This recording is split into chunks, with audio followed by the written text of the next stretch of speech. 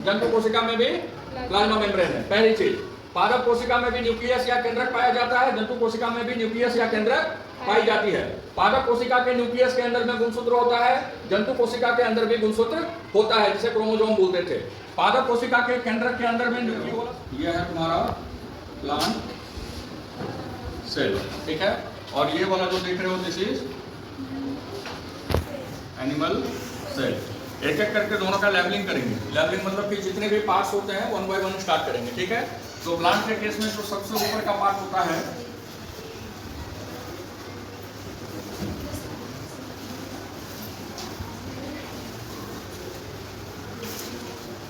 चलिए सबसे ऊपर का पार्ट ये जो है इसका नाम होता है आपका सेल वॉल, ठीक है ना।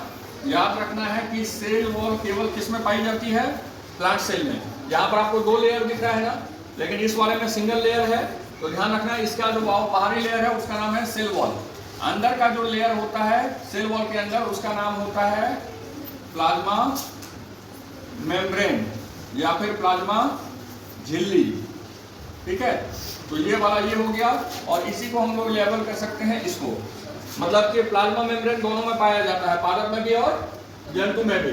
तीसरी चीज जो आ जाओगे वो है कोशिका के अंदर में जो द्रव्य वाला भाग होता है उस द्रव्य का नाम होता है कोशिका द्रव्य, जिसको हम लोग बोलते हैं साइटो। वो है कोशिका का दिमाग जो यहाँ पर है, इसका नाम होता है केंद्रक, इंग्लिश में बोलते हैं इसे न्यूक्लियस। अब इसमें से ध्यान दोगे, न्यूक्लियस के अंदर यहाँ देख रहे हो थोड़ा सा डार्क कलर में मैंने कलर कर रखा है, ये जो भाग है इसका नाम होता है न्यूक्लियोलस, हिंदी में बोलते हैं केंद्रिका, ठीक है। और इसके अंदर में धागानुमा संरचना देख रहे हो ना, धागा के जैसा, तो ये जो धागा वाला भाग है इसका नाम होता है गुणसूत्र, इंग्लिश में इसे बोलते हैं क्रोमोसोम और हिंदी में बोला जाता है गुणसूत्र। इसके बाद ये जो भाग देख रहे हो इस जगह पर थोड़ा सा कैसा दिख रहा है, एक प्लेट के ऊपर दूसरा, दूसरे के ऊपर में तीसरा, इसका नाम होता है गोल्जी उपकरण, इंग्लिश में बोलते हैं गोल्जी एपैरेटस, ठीक है।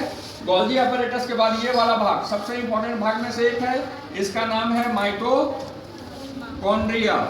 इसे हम लोग सामान्य भाषा में क्या बोलते थे, कोशिका का ऊर्जा घर, पावर हाउस, ठीक है। प्लांट के अंदर में जो रिक्तिका पाई जाती है वो बहुत बड़ी पाई जाती है, काफी बड़ा साइज है ना, इसे हम लोग बोलते हैं रिक्तिका, इंग्लिश में होता है वैक्यूल। ऊपर में यहाँ पर देख रहे हो ये भी केवल और केवल पादप कोशिका में पाया जाता है, इसका नाम होता है क्लोरोप्लास्ट। इसे क्या बोलते थे, कोशिका का किचन, कोशिका का रसोई घर। तो ये हो गया हमारा पूरा का पूरा, एक भाग छूट गया है, ठीक है। इसमें थोड़ा ध्यान दो, ये जो यहाँ से यहाँ पूरा देख रहे हो इसका नाम होता है एंडोप्लाज्मिक रेटिकुलम, ठीक है ना, 1 2 3 4, लेकिन इसको हम लोग दो भाग में तोड़ते हैं। जिसके ऊपर छोटा छोटा दाना लगा हुआ है उसका नाम होता है RER, फुल फॉर्म अभी बताएंगे, और जिसमें दाना लगा हुआ नहीं है इसको हम बोलते हैं SER। थोड़ा नाम पे ध्यान दो, दोनों के पीछे में ER लगा हुआ है, ER का फुल फॉर्म होता है एंडोप्लाज्मिक रेटिकुलम, ठीक है ना।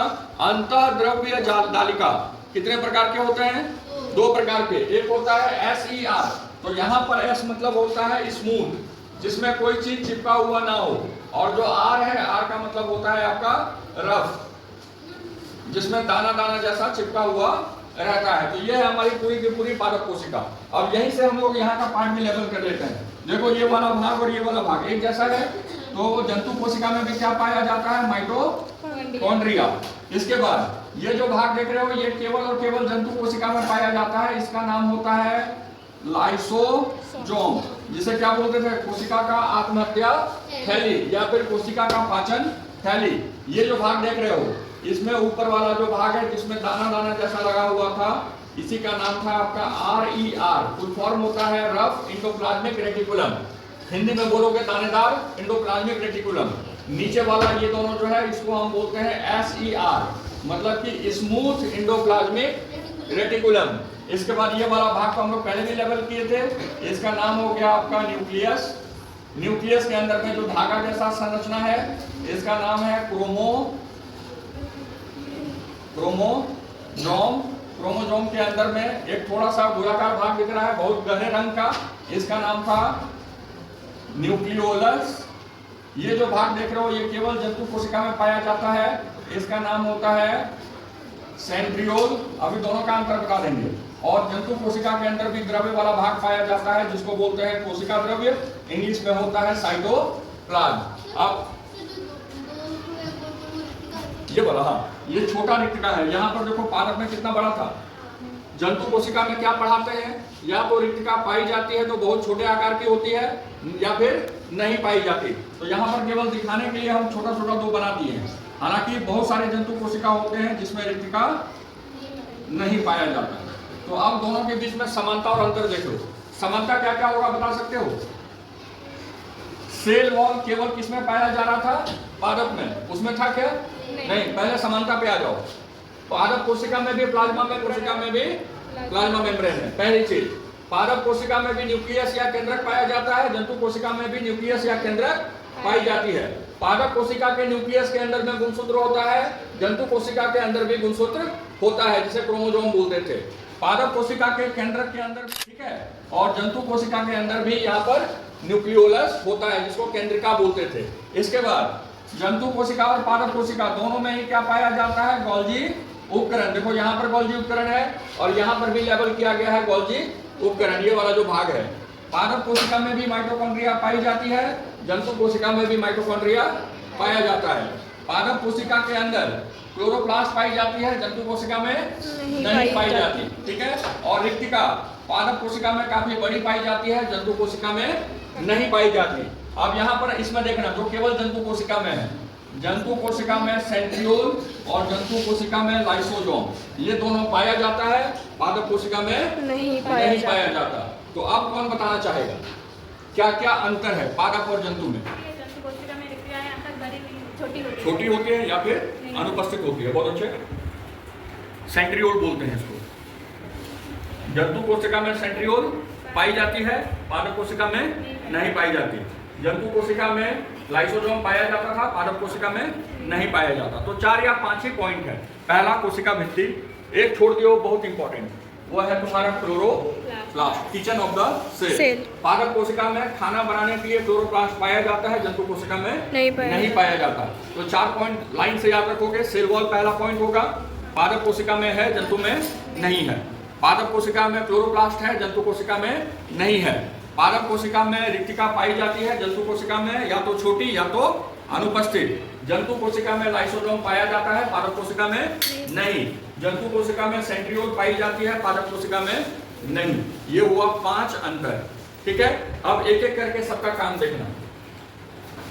पादप कोशिका के अंदर में ये जो क्रोमोसोम है, ये यह बताता है कि कब किस कोशिका को क्या कार्य करना होता है। इसी के लिए क्रोमोसोम रहने के कारण केंद्रक को हम लोग बोलते थे ब्रेन, ठीक है ना। दूसरी चीज, क्लोरोप्लास्ट जो होता है ये पादप कोशिका में पाई जाती है और यहाँ पर जो क्रिया होती है उस क्रिया का नाम होता था फोटोसिंथेसिस। हिंदी में क्या बोलते थे?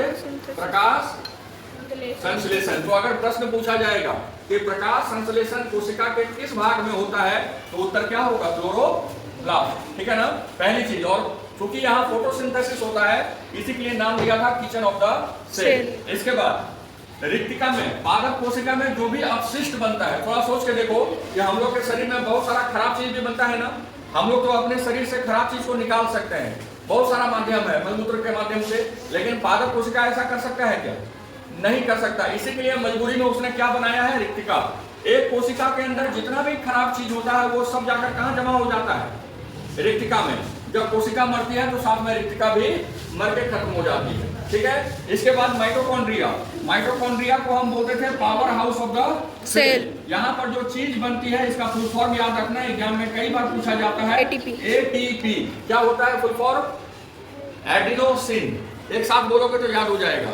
ए से एडिनोसिन, टी से ट्राई फॉस्फेट, पी से फॉस्फेट, एडिनोसिन ट्राई फॉस्फेट। इसको बोलते हैं कोशिका का मुद्रा। जैसे कि दुकान में हम लोग जाते हैं कुछ सामान लेते हैं, बदले में क्या देते हैं? पैसा। उसी ढंग से मानो इस दोनों कोशिका को आपस में लेन देन करना है तो लेन देन फ्री में नहीं करेगा। एक कोशिका जब कुछ देगा तो दूसरे से क्या लेता है? एटीपी लेता है, ठीक है ना। तो इसी के लिए इसको क्या बोला जाता है? कोशिकीय मुद्रा। इंग्लिश में बोलते हैं करेंसी ऑफ द सेल। इसके बाद दो जो ये भाग देख रहे हो, एंडोप्लाज्मिक रेटिकुलम, इसमें ध्यान देना, ये जो RER है, ठीक है ना, इस RER में ये जो दाना दाना वाला देख रहे हो, इस दाना का नाम होता है राइबोसोम, ठीक है। और यही राइबोसोम क्या बनाता है? प्रोटीन। तो ये हो गया हमारा जंतु और पादप कोशिका का पूरा स्ट्रक्चर। अब एक बार किताब पलट के देखना, 8 वाले का सिलेबस तो इतने नहीं फिनिश है, 9 में थोड़ा सा एडिशनल पढ़ना है। बंद कर देना इसको।